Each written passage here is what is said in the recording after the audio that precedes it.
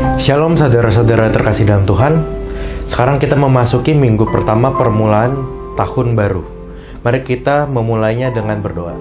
Mari kita menundukkan kepala kita di hadiratnya. Dan sekarang pada bulan Januari ini, kami bawa hulu hilir hasil kerja kami dan berkat yang telah Engkau berikan kepada kami, persembahan kasih, persembahan syukur, persembahan persepuluhan, dan persembahan nazar kami. Terimalah ya Tuhan, biar persembahan kami ini dapat dikelola bagi pekerjaan dan pemberitaan nama-Mu di muka bumi ini. Kembalikanlah dan lipat kali gandakan kepada kami semua benih-benih terbaik dan berkat terobosan keuangan yang melimpah ya Tuhan, supaya kami bisa semakin hidup memberkati dan tetap setia menabur berkat di ladang-Mu.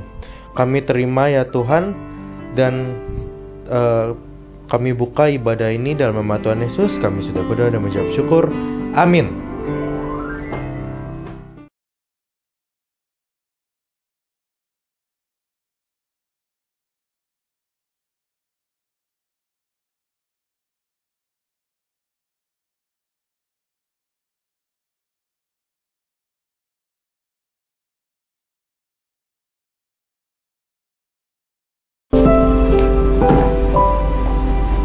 Selamat pagi Bapa yang ada di kerajaan sorga. Ini kami anak-anak-Mu datang Tuhan. Kami mau berterima kasih Tuhan, Kau memberikan satu hari lagi kepada kami Tuhan. Kami masih dapat hidup Tuhan. Kami masih dapat berkumpul bersama keluarga kami. Kami masih dapat memuji menyembah-Mu Tuhan. Kami mau meminta maaf Tuhan jika kami melakukan kesalahan, pelanggaran dosa, dan mendukakan hati-Mu Tuhan.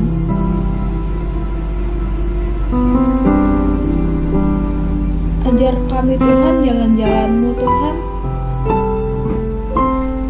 dan tuntun kami, sertai kami, sehingga kami dapat berjalan terus di jalan-Mu dan mencapai kepada janji-Mu Tuhan.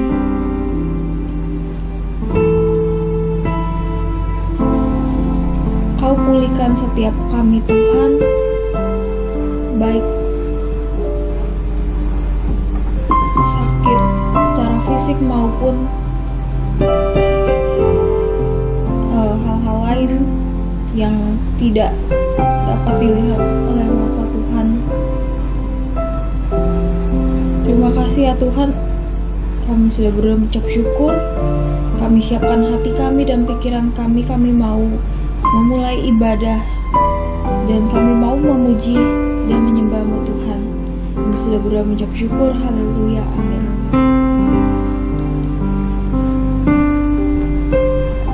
Selamat pagi Bapa, selamat pagi Yesus, selamat pagi Roh Kudus. Terima kasih atas anugerah-Mu. Semalam telah berlalu, ku memuji, ku bersyukur, memuliakan nama-Mu. Allah Bapa, Putra, Roh Kudus.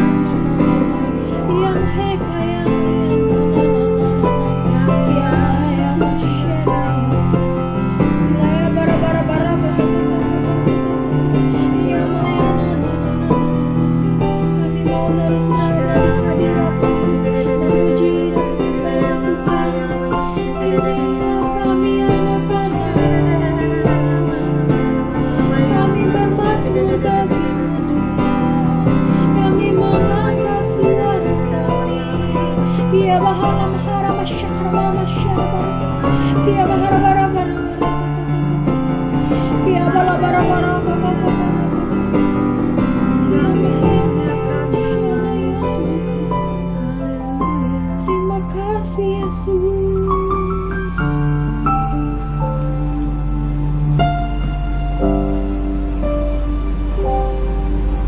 Banyak rancangan di hati kami Tuhan, tapi kami percaya Tuhan, waktu-Mu yang terbaik Tuhan, dan janji-Mu di hidup kami pasti Kau genapi Tuhan. Kami mau terus berjalan di jalan-Mu Tuhan, sehingga kami mencapai kepada perjanjian-Mu Tuhan, kepada ketetapan-Mu Tuhan, dan janji-Mu di hidup kami tepat sesuai dengan waktu yang Kau telah tetapkan Tuhan. Kami percaya Tuhan, hidup kami ada di dalam tangan-Mu, dan kami tidak khawatir akan apapun juga Tuhan, sebab ada Kau Tuhan yang menyertai kami dan selalu Tuhan memegang tangan kami dan membawa kami kembali Tuhan di saat kami lari jauh dari panggilan-Mu, lari jauh daripada jalan kebenaran-Mu Tuhan. Kami mau mengangkat pujian ini Tuhan.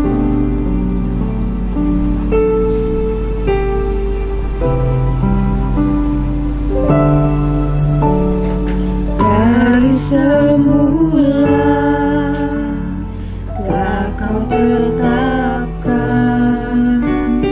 hidupku dalam tangan-Mu, dalam rencana-Mu Tuhan.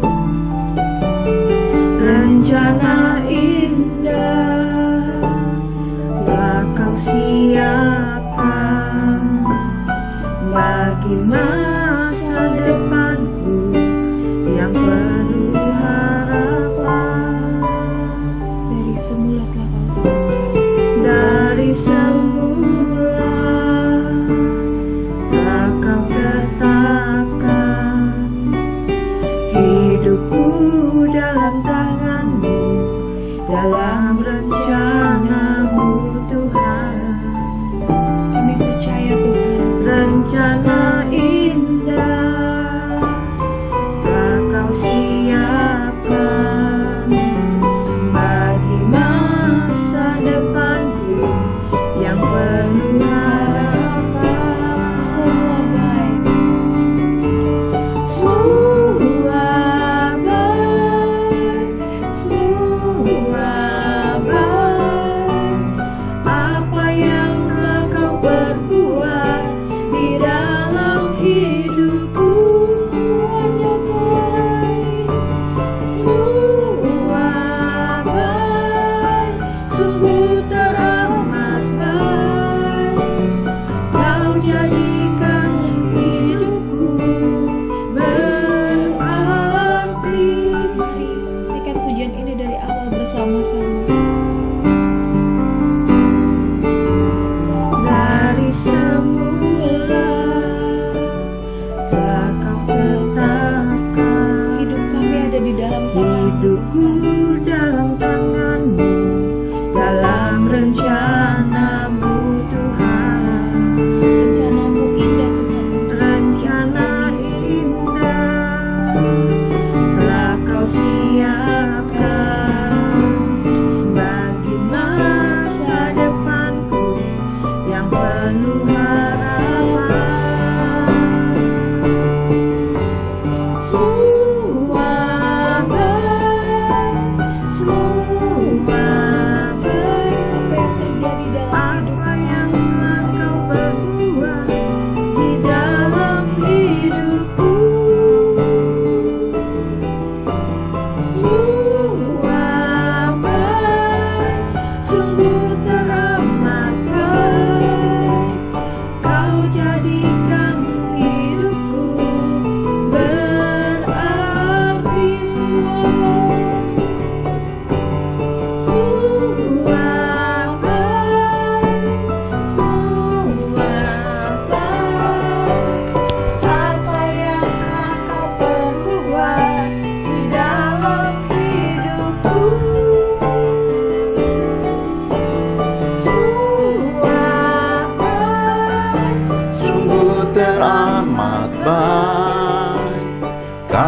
jadikan hidupku berarti. Kau jadikan hidupku berarti. Kau jadikan hidupku berarti.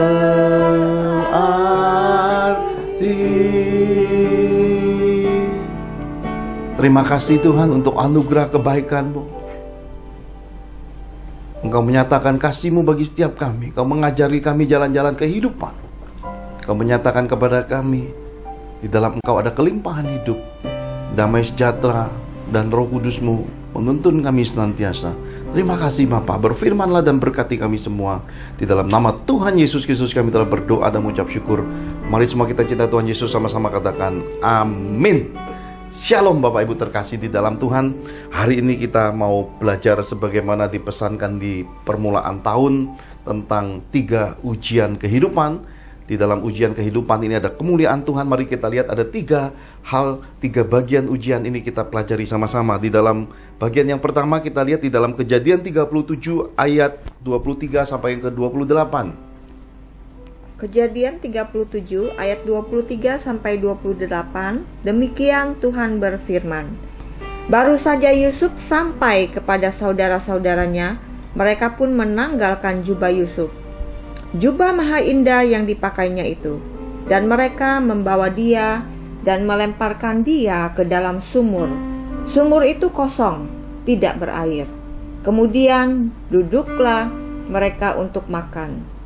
Ketika mereka mengangkat muka, kelihatanlah kepada mereka suatu kafilah orang Ismail datang dari Gilead dengan untanya yang membawa damar, balsam, dan damar ladan. Dalam perjalanannya mengangkut barang-barang itu ke Mesir. Lalu kata Yehuda kepada saudara-saudaranya itu, apakah untungnya kalau kita membunuh adik kita itu dan menyembunyikan darahnya? Marilah kita jual dia kepada orang Ismail ini. Tetapi janganlah kita apa-apakan dia, karena ia saudara kita, darah daging kita. Dan saudara-saudaranya mendengarkan perkataan itu. Ketika ada saudagar-saudagar Midian lewat, Yusuf diangkat ke atas dari dalam sumur itu, kemudian dijual kepada orang Ismail itu dengan harga 20 shikal perak. Lalu Yusuf dibawa mereka ke Mesir. Amin. Amin. Bapak Ibu terkasih di dalam Tuhan, Yusuf sebagaimana kita pelajari minggu lalu bertemu dengan 4 bapa lahiriah, 4 bapa duniawi. Salah satunya adalah bapa kandungnya sendiri, seorang tokoh rohani, Yakub, dan sudah ditransformasi jadi Israel. Tetapi anak-anak Yakub, saudara Yusuf sendiri jahat. Maka yang pertama adalah ujian keluarga. Dan ujian keluarga ini munculnya dari celah iri hati. Tuhan izinkan hidup kita sebagai anak-anak Tuhan terkadang dibenturkan di dalam kehidupan bersaudara, di dalam kehidupan ipar-ipar, di dalam kehidupan berkeluarga, bahkan di dalam kehidupan saudara-saudara seiman. Dan celah yang banyak dipakai untuk ujian keluarga ini adalah iri hati. Yesus pernah berkata kepada umat Tuhan, jangan kamu sangka aku datang membawa damai. Tidak, kata Tuhan Yesus, tapi aku datang membawa pedang untuk menggoncangkan keluarga. Terjadi benturan keluarga. Oleh karena itulah ini ujian datang dari Tuhan. Kenapa? Karena ujian yang dari keluarga ini menandakan seberapa murni hati seseorang yang terpilih, seberapa kuat hati seseorang yang terpilih untuk tidak menyimpan akar pahit, untuk tidak membenci, dan untuk bisa melewati masa susahnya dengan cara matanya, perhatiannya, fokusnya hanya tertuju kepada Tuhan Yesus saja. Bapak Ibu terkasih dalam Tuhan, ketika anak-anak Tuhan mengalami ujian keluarga, ada buah-buah yang saya amati 25 tahun ini. Yang pertama, jikalau mereka menyimpan akar pahit dan kekecewaan dan kebencian, yang pertama, mereka akan didera sakit penyakit. Sakit penyakit sepanjang hidup mereka akan mendera. Yang kedua, mereka mungkin tidak akan punya anak, tidak akan punya keturunan. Kenapa? Karena berkat rahim, berkat keturunannya ditutup Tuhan. Kenapa? Tidak lulus dalam ujian keluarga, tidak lulus dalam ujian kasih, tidak lulus dalam ujian penundukan diri. Terus yang ketiga, ketika mereka tidak masuki dimensi berkeluarga, memenangkan ujian berkeluarga. Yang ketiga, kehidupan ekonomi, kehidupan keuangan mereka hanya bermain sebatas cukup makan, cukup pakai, tidak pernah mencapai kegenapan impian, janji, dan segala hal yang mereka ingini tidak pernah tercapai. Jadi mereka hanya cukup ya, tidak pernah lebih. Kenapa? Karena dikelilingi belahang pelahap, belalang pelompat, belalang kuncup, belalang pengeriap. Kenapa? Karena celah di balik kebencian dan kepahitan ini. Mereka lupa diri, meskipun mereka rajin beribadah, meskipun mereka sudah pelayan Tuhan, meskipun mereka sudah memberi dirinya untuk Tuhan, tetap kalau tidak lulus ujian keluarga ini, sebagaimana 25 tahun saya amati ini, mereka hanya akan keliling padang gurun. Kesombongan, keegoisan, karakter manusia lamanya mendera hidup mereka. Kenapa?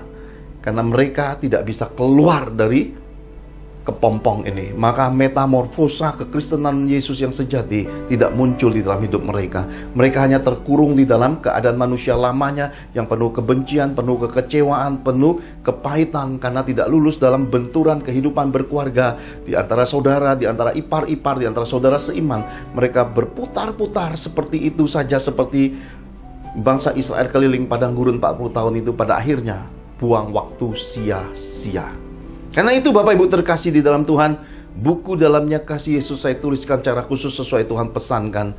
Ada banyak pesan rema, pesan roh, pesan kehidupan yang membekali kita umat Tuhan untuk bisa hidup di dalam kasih. Jikalau kamu mengasihi, kamu mengenal Allah. Jikalau kamu tidak mengasihi, kamu tidak mengenal Allah. Sebab Yesus adalah kasih. 1 Yohanes 4 ayat 8 menyatakan firman Tuhan ini. Karena pada mulanya dia adalah terang, dia adalah firman, dan firman ini menjelma menjadi manusia dan diperingati seluruh dunia setiap Desember menjadi hari Natal, hari kelahiran terang itu di muka bumi. Sebab ketika terang itu datang, kegelapan itu tidak bisa menutupi dirinya lagi. Karena itulah setiap anak-anak Tuhan yang sudah menjadi orang-orang Kristen seharusnya hidup dalam terang, tetapi membiarkan hatinya gelap. Kenapa? Membenci, kecewa, kepahitan, tidak lulus ujian berkeluarga ini. Mereka tidak bisa menemukan jalan masa depan. Kebahagiaan, kelimpahan, kesehatan, tertutup jalan kehidupan mereka. Mereka hanya keliling-keliling kehidupan kekristenan yang gelap, kehidupan berkeluarga yang gelap. Pada akhirnya hanya buang waktu sia-sia. Garis keturunan gak dapat, kehidupan keuangan gak dapat, kesehatan tercuri, kebahagiaan terhilang, makan gak enak, tidur gak nyenyak. Kemudian penyakit mengitari hidup mereka, bolak-balik isinya hanya medis dan belalang pengeriap, belalang pelompat, belalang kuncup. Semua kutuk kehidupan mengitari mereka dan setiap waktu mendera mereka, mengambil area-area damai sejahtera mereka. Bapak Ibu yang memahami pesan Tuhan ini, berhentilah, berbaliklah dari tingkah laku yang jahat seperti ini. Jikalau engkau pangkatnya seorang adik, kau pangkatnya seorang ipar-ipar, masih dimensi adik, hormati yang lebih tua. Dan belajarlah untuk tidak berpegang pada kesombongan, kekecewaan, kepahitan hatimu. Karena kadang apa yang kita pandang hanya satu sisi sudut pandang yang belum tentu dikenan Tuhan. Terkadang di dalam kehidupan ini, sifat kekerdilan hati kita, keegoisan dan manusia lama kita yang sombong, yang arogan, yang merasa diri sendiri paling benar, yang mengenal Tuhan itu, membuat kita lupa bahwa hidup kita ini terukur dari buah kehidupan. Jangan berpikir bahwa segala hal di dalam kehidupan ini dianggap sepi. Kenapa? Karena kita pintar ngomong, kita pintar berdalih, kemudian pintar berargumentasi, kemudian kita tunjukkan arogansi kita, kita berpikir semuanya sudah bagian kita yang disebut kebenaran. Nanti dulu, Bapak Ibu. Segala sesuatu, kata kitab suci, diukur menurut buahnya. Hidupmu, buah hidupmu itu menandakan siapa kamu di balik perkara keluarga, benturan keluarga, ujian berkeluarga ini di hadapan Tuhan dan sesama. Jikalau engkau tahu hidupmu ada cacat, ada celahnya, berhentilah sejenak, koreksilah diri, berbaliklah dari tingkah laku yang jahat. Sebab di hadapan Tuhan, segala sesuatu diukur terbuka, transparan, dan setiap kejahatan di hadapan Tuhan pasti beroleh penghukuman. Tidak ada satu bagian pun kitab suci berkata bahwa oh, Tuhan memaklumi kesalahan dan pelanggaran dan kepahitan, kekecewaan dan segala hal yang kau simpan yang jahat di hatimu itu. Engkau pasti akan kena penghakiman Kristus. Karena itu Bapak Ibu, selagi firman diperdengarkan, kesempatan itu masih ada. Marilah kita berbalik dari segala jalan-jalan yang sesat, dari tingkah laku yang jahat, dari segala bentuk penyimpangan akan jalan kasih ini, untuk kita berbalik, meminta ampun kepada Tuhan, untuk berdamai kepada saudara-saudara seiman, kepada ipar-ipar, kepada keluarga, kepada semua orang. Supaya apa? Supaya jalan berkat Tuhan itu dibentangkan kembali di dalam hidup kita semua. Haleluya. Mari kita lihat ujian yang kedua, Bapak Ibu terkasih di dalam Tuhan. Kejadian 39 ayat 5 sampai yang ke-12. Kejadian 39 ayat 5 sampai 12. Beginilah firman Tuhan. Sejak ia memberikan kuasa dalam rumahnya dan atas segala miliknya kepada Yusuf, Tuhan memberkati rumah orang Mesir itu karena Yusuf, sehingga berkat Tuhan ada atas segala miliknya, bagi yang di rumah maupun yang di ladang. Segala miliknya diserahkannya pada kekuasaan Yusuf, dan dengan bantuan Yusuf ia tidak usah lagi mengatur apa-apapun selain dari makanannya sendiri. Adapun Yusuf itu manis sikapnya dan elok parasnya. Selang beberapa waktu istri tuannya memandang Yusuf dan berahi. Lalu katanya, "Marilah tidur dengan aku." Tetapi Yusuf menolak dan berkata kepada istri tuannya itu, "Dengan bantuanku tuanku itu tidak lagi mengatur apa yang ada di rumah ini, dan ia telah menyerahkan segala miliknya pada kekuasaanku. Bahkan di rumah ini ia tidak lebih besar kuasanya daripadaku, dan tiada yang tidak diserahkannya kepadaku selain daripada engkau, sebab engkau istrinya. Bagaimanakah mungkin aku melakukan kejahatan yang besar ini dan berbuat dosa terhadap Allah?" Walaupun dari hari ke hari perempuan itu membujuk Yusuf, Yusuf tidak mendengarkan bujukannya itu untuk tidur di sisinya dan bersetubuh dengan dia. Pada suatu hari masuklah Yusuf ke dalam rumah untuk melakukan pekerjaannya. Sedang dari seisi rumah itu seorang pun tidak ada di rumah. Lalu perempuan itu memegang baju Yusuf sambil berkata, "Marilah tidur dengan aku." Tetapi Yusuf meninggalkan bajunya di tangan perempuan itu dan lari keluar. Amin. Amin. Bapak Ibu terkasih di dalam Tuhan, Yusuf bertemu bapak lahiriah, bapak duniawi yang kedua yang disebut Potifar. Potifar percaya kepada Yusuf. Potifar menghargai talenta Yusuf. Potifar memberi kepercayaan kepada Yusuf. Tapi amat disayangkan Potifar punya istri yang jahat.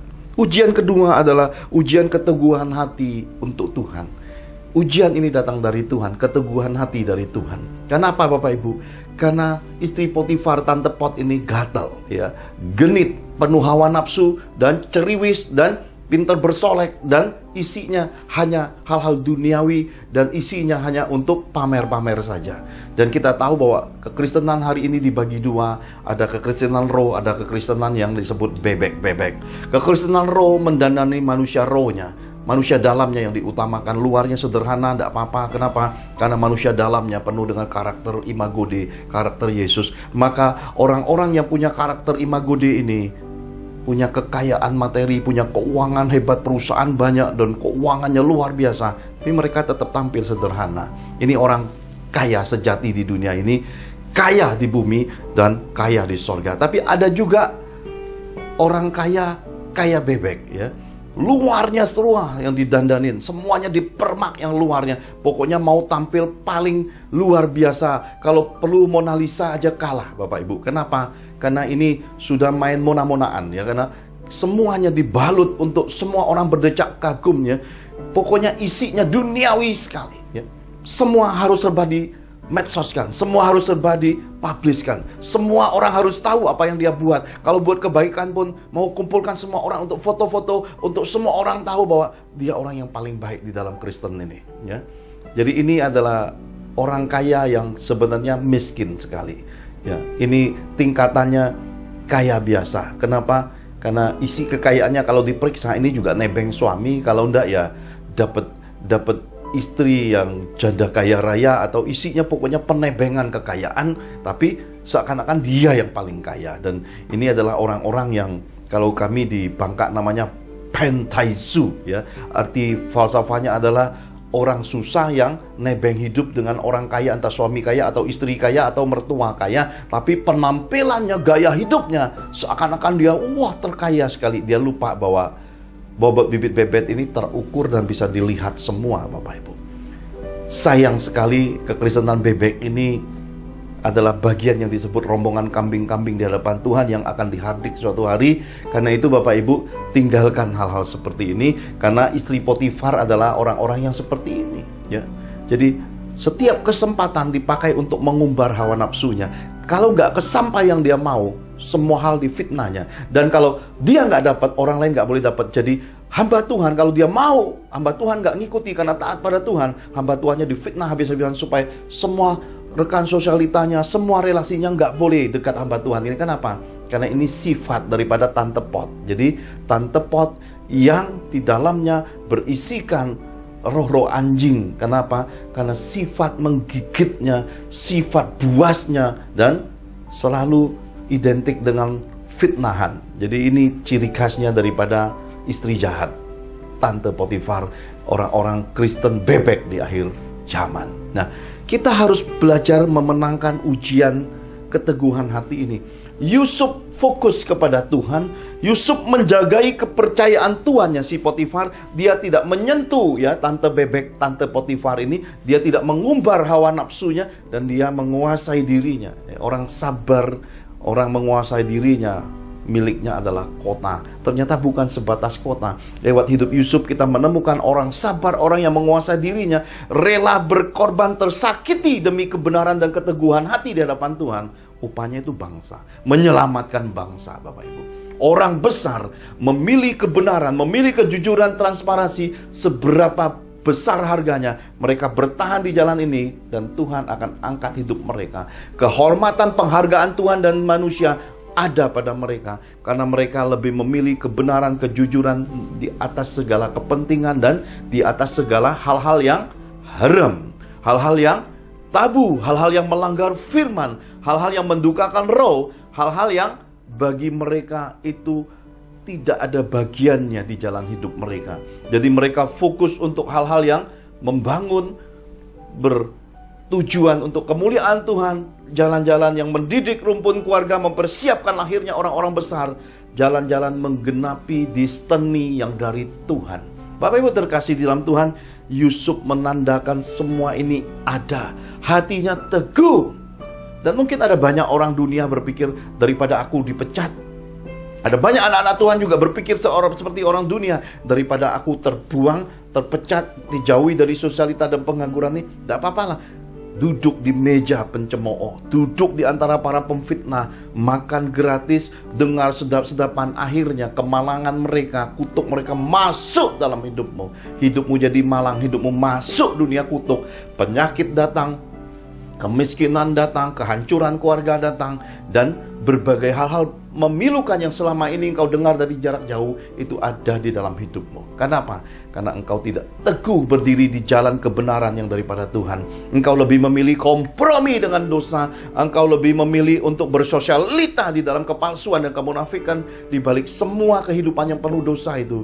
Dan engkau melanggar hati nuranimu, kandaslah imanmu, hancurlah semua jalan-jalan masa depan, dan semua janji Tuhan itu delay, bahkan dinyatakan tidak lagi tergenapi di dalam hidupmu. Oleh karena apa? Oleh karena penyimpanganmu, engkau melihat Sodom Gomora lebih menarik, dan engkau tidak memandang segala sesuatu menurut iman, menurut firman, menurut pengaturan rohnya, dan harga mahal. Dan tidak ada kata yang bisa dilukiskan daripada penyesalan yang terlambat dan air mata yang sudah tidak berharga lagi itu terjadi. Oleh karena apa? Oleh karena pilihan yang berdampak pada hati yang menyimpang, hati yang tidak teguh, hati yang tidak setia, hati yang tidak berpaut akan firman Tuhan. Haleluya. Nah, Bapak Ibu terkasih dalam Tuhan, izinkan saya mengulang sedikit apa yang terjadi di bulan Desember. Rewel ulang tahun bulan Desember, 3 Desember. Tahun lalu Rewel merayakan ulang tahunnya di kota Surabaya, dihadiri beberapa keluarga yang cinta Tuhan bersama kami. Kami menikmati sukacita sorga yang luar biasa. Dan tahun ini Rehwel merayakan ulang tahunnya di Jakarta, tetapi saya berkata kepada Rehwel, mengalah ya, karena salah satu keluarga dari anak-anak rohani kami juga berulang tahun dan ingin bersyukur karena rumah barunya. Jadi minta saya dan Bu Angel dan keluarga untuk melayani syukuran rumah baru sekaligus ulang tahun. Jadi Rehwel juga ikut serta dalam pelayanan ini. Jadi 2 orang ulang tahun di tanggal 3 Desember ketemu ya. Di belakang, di background layar-layar video fotonya saudara bisa lihat. Selesai acara, jamuan makan, kemudian ulang tahun dan sukacita yang luar biasa. Dan puji Tuhan, Rehwel juga terima bingkisan-bingkisan ulang tahun. Selesai kami pamitan, lalu saya terlelap di jalan. Kenapa?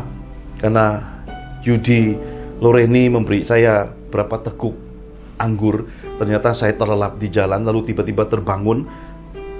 Pastor William memacu mobil ya dengan Richie, Rehwel dan Bu Angel menuju ke mall yang kami hampir tidak pernah kunjungi, suatu mall yang ada di daerah selatan Jakarta.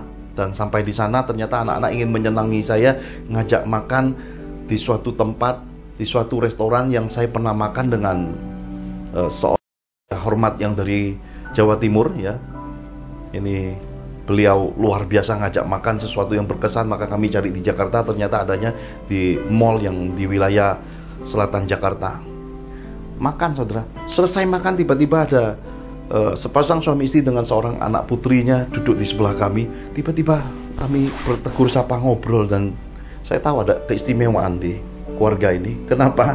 Karena tiba-tiba dia berkata, ini anak kami yang pertama berulang tahun. Jadi hari itu tanggal 3 ada 3 orang ulang tahun.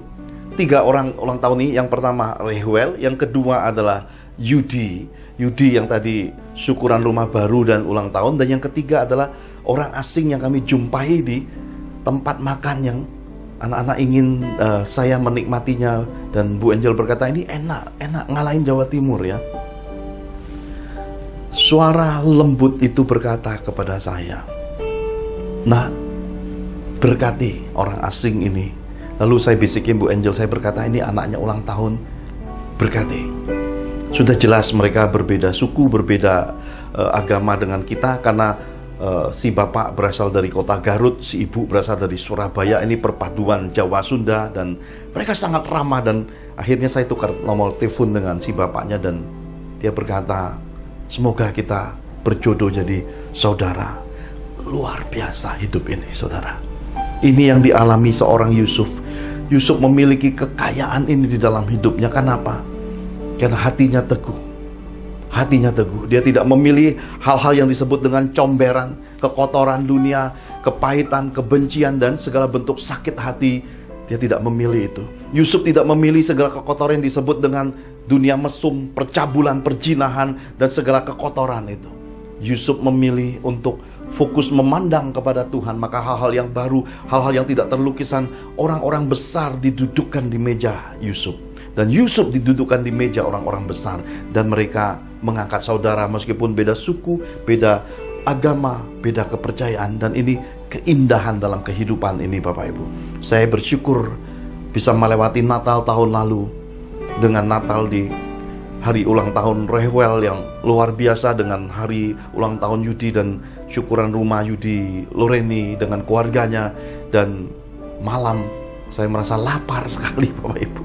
Hujan turun jam kira-kira 12:30 dini hari. Saya dengar suara Richie dengan William masih ngobrol di kamarnya. Wah. Saya buka pintu, mereka turun semua. Saya merasa lapar. Dan ternyata waktu pulang, saya dan keluarga dibekali keluarga Yudi Loreni dengan otak-otak daun. Puji Tuhan, otak-otak daun ini jam 1 dini hari saya masih nikmati. Diberkatilah hidup Yudi Loreni dan keluarga besarnya. Biar berkat Tuhan melimpah. Dan bukan itu saja Bapak Ibu. Ada satu hal yang lebih ajaib lagi. Kenapa? Di dalam acara bersyukur ulang tahun Yudi Loreni itu hadir kakak mereka. Dan ada sepasang anak gadis kembar.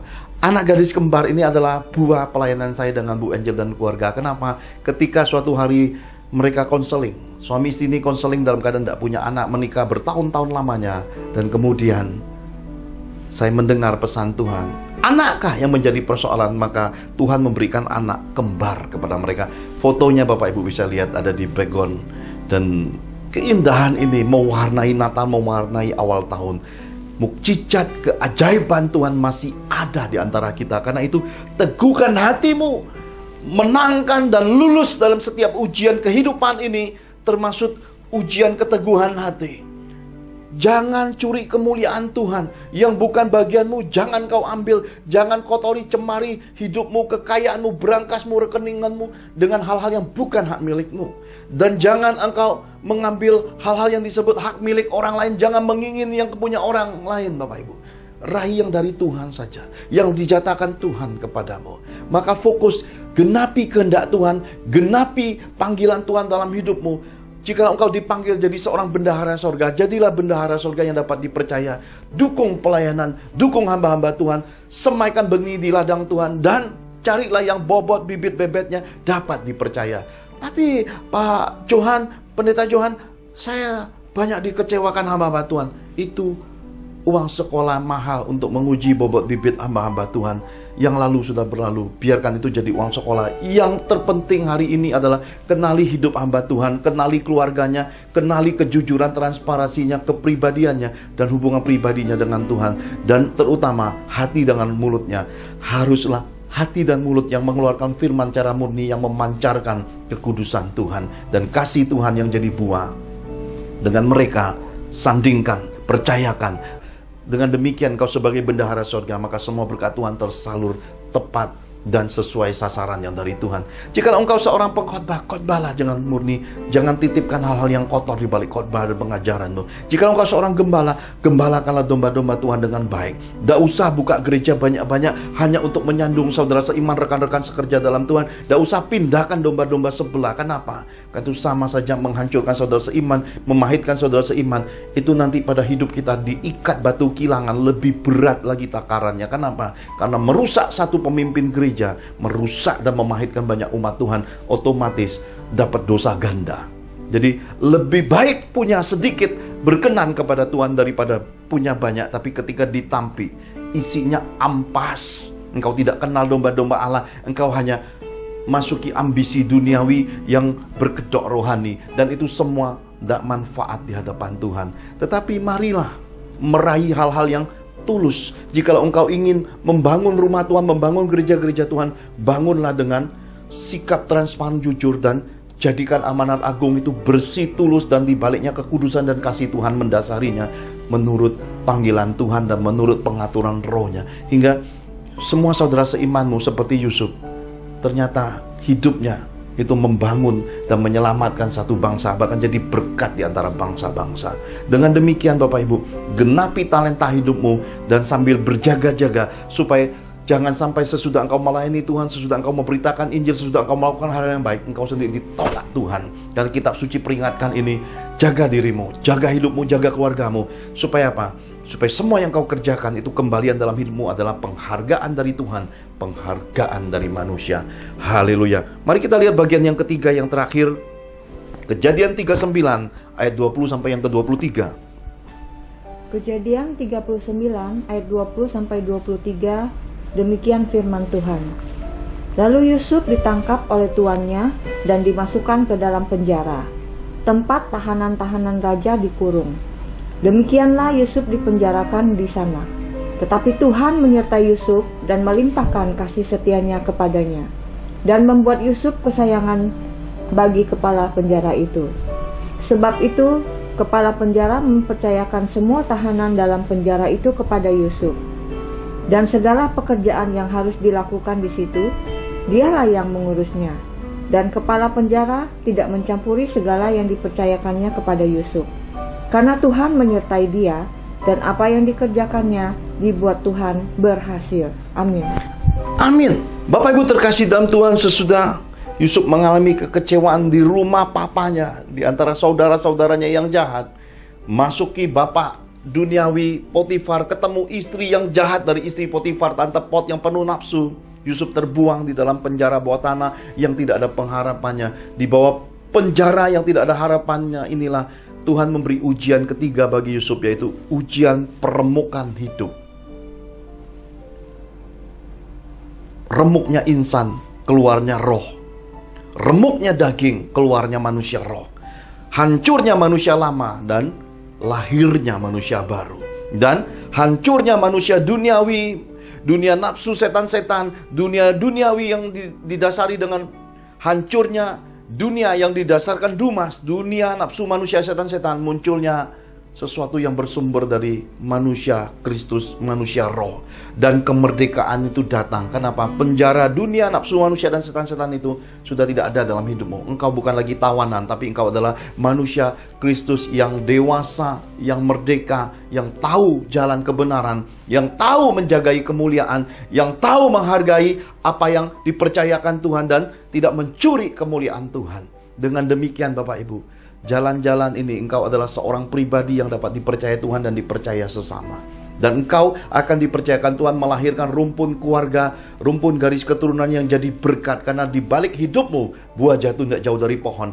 Anak-anakmu, cucu-cucumu akan mewarisi hal-hal yang dituliskan kitab suci. Bahwa anak cucumu perkasa, anak cucumu akan memberi piutang bagi bangsa-bangsa. Anak cucumu akan masyhur di negeri ini dan akan mendiami negeri ini.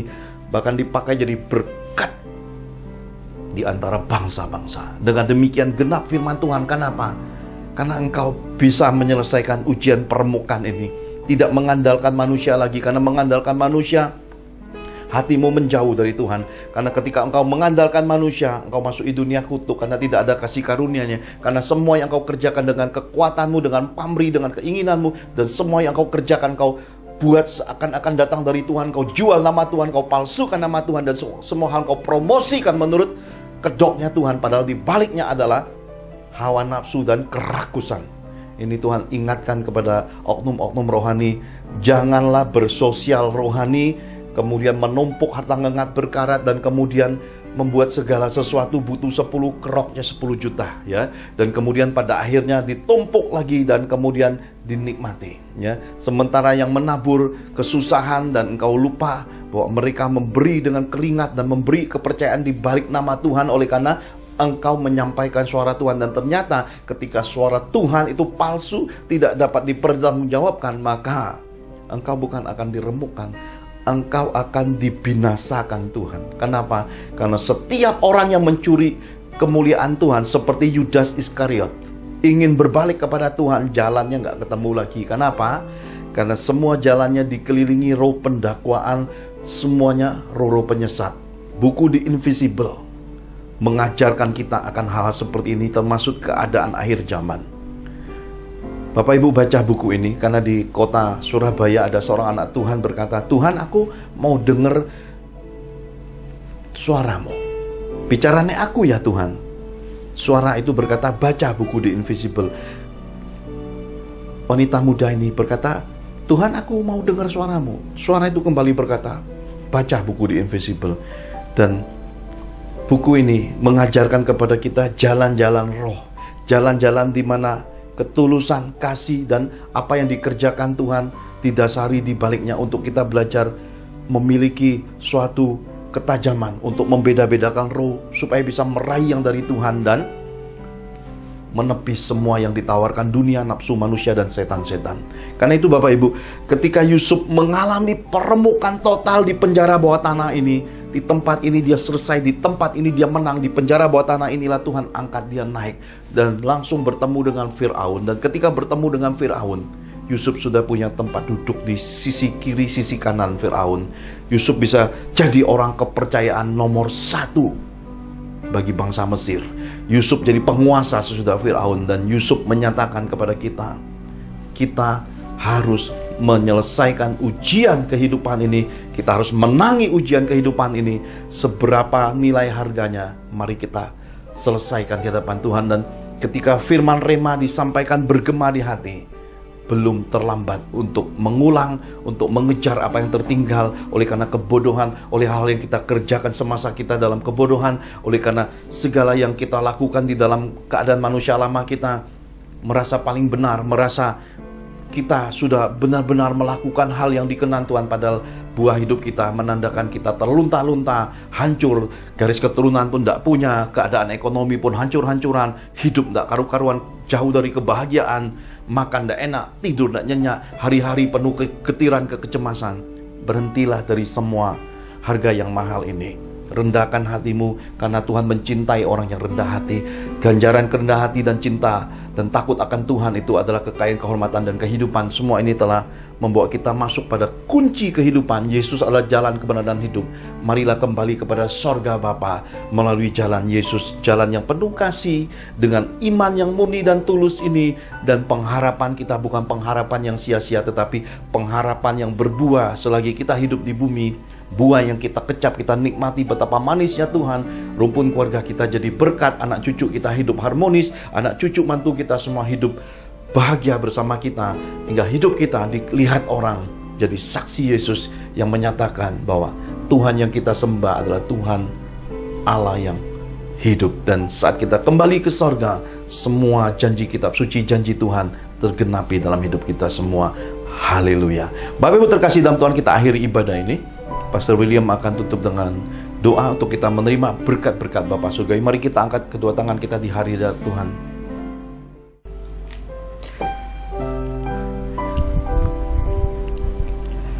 Bapak Ibu terkasih dalam Tuhan, kita baru saja dicerahkan firman Kristus tentang ujian dalam kehidupan.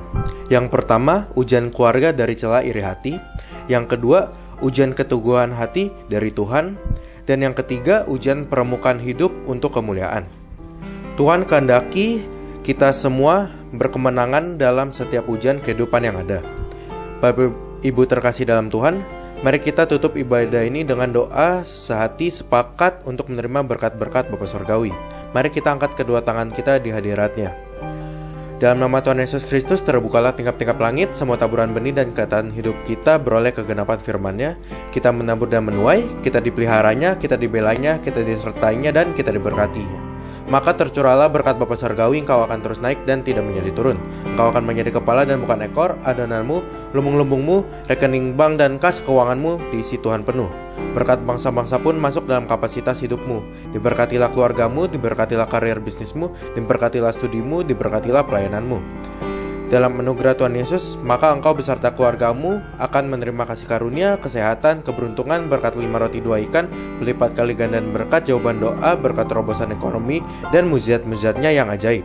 Dalam Roh Kudus, maka engkau beserta keluargamu termaterai hidup di bumi seperti di sorga. Kita terima berkat-berkat sorgawi ini dalam nama Tuhan Yesus, sama-sama kita katakan amin. Amin. Tuhan Yesus memberkati.